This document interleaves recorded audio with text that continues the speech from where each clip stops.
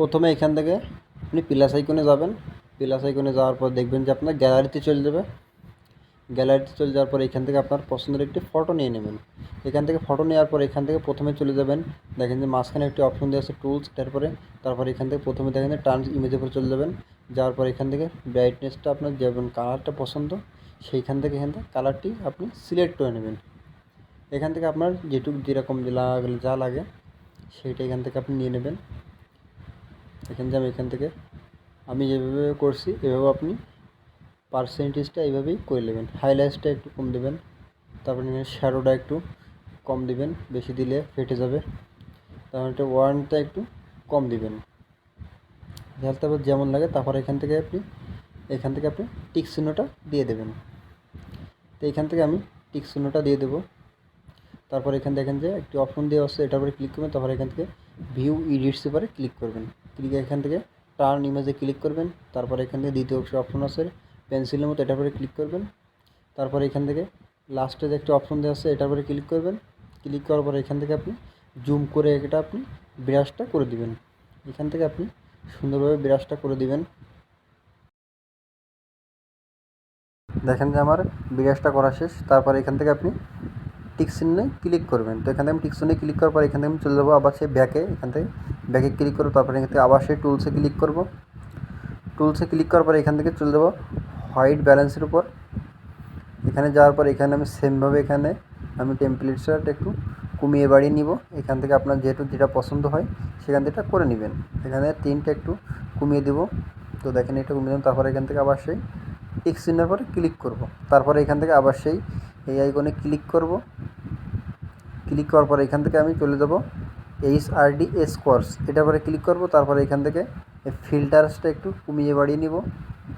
তো দেখেন যে এখান থেকে আমি কমিয়ে বাড়িয়ে নিয়েছি। ব্রাইটনেসটা একটু কমিয়ে দেবো, বেশি দিলে আপনার হোয়াইট হয়ে যাবে। তারপর এখান থেকে সলিউশনটা একটু কমিয়ে দেবো। তো এখান থেকে আপনি কমিয়ে দেওয়ার পরে এখানে দেখেন যে কেমন ভালো লাগে সেটা করে দিবেন। তারপরে এখান থেকে টিকমার্কটা দিয়ে দেবেন। তারপরে এখান থেকে আবার সেই আইকনে ক্লিক করব।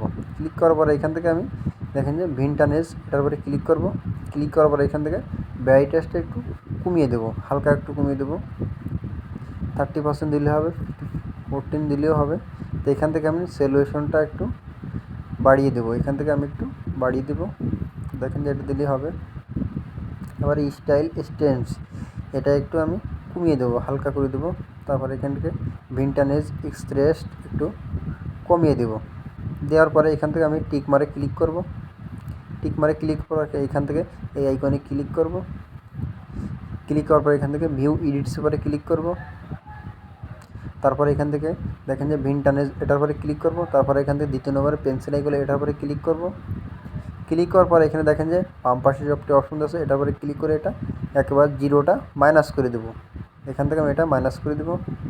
তারপরে এখান থেকে জুম করে সুন্দরভাবে এখান থেকে এই ব্রাশটা আপনি ফেসের উপর আপনার যেখানে ফেসটা করবেন স্মুথ করবেন সেখানে এটা আপনি ঘষে দিবেন। তো দেখেন যে এখানে আমি ক্লিয়ারলিভাবে এখান থেকে আমি যেখানে আমার ফেসটা কালো আছে সেখান থেকে আমি এটা ঘষে দিব। তাহলে এখান থেকে আমার ফটোটা অনেক ক্লিয়ার হবে। তো এখান থেকে আমি দেখেন যে সুন্দরভাবে করে দিবেন যাতে কোনো জায়গায় এক্সপোর্ট না পড়ে, এটা একটু খেয়াল করবেন আপনারা। তো এখান থেকে আমি এটা করে দিব। তারপরে এখান থেকে দেখেন যে পার যে অপশনটা আছে এখান থেকে আমি এটা ঘষে দিব। তাহলে দেখেন যে আমার এটা ক্লিয়ার হয়ে যাচ্ছে। তো এখান থেকে আপনি সেমভাবে করে দিবেন, তাহলে আপনার ফটোটা অনেক এইচডি আকারে হবে। তো এখান থেকে আপনি সুন্দরভাবে গ্যালারিতে সেভ করতে পারবেন। তারপর এখান থেকে আমি জুমটা কমিয়ে দেবো। জুমটা কমিয়ে দেওয়ার পরে এখান থেকে আমি টিক মারে ক্লিক করব। তো এখানে দেখেন যে আমি টিক মারে ক্লিক করার পর এখান থেকে আমি চলে যাবো ব্যাকে। তো এখান থেকে আমি ব্যাকে ক্লিক করব। তারপর এখান থেকে দেখেন যে আমার এটা কমপ্লিট। তো এখান থেকে আমি সেভ করবো, তার জন্য এখান থেকে সেভ অপশনে ক্লিক করব। তারপর দেখেন যে এটা সেভ হয়ে যাবে। তাই হলো আমার ভিডিওটি ভালো লাগলে একটা লাইক করবেন, একটা কমেন্ট করবেন, একটা শেয়ার করবেন। ধন্যবাদ সবাই, ভালো থাকেন, সুস্থ থাকেন।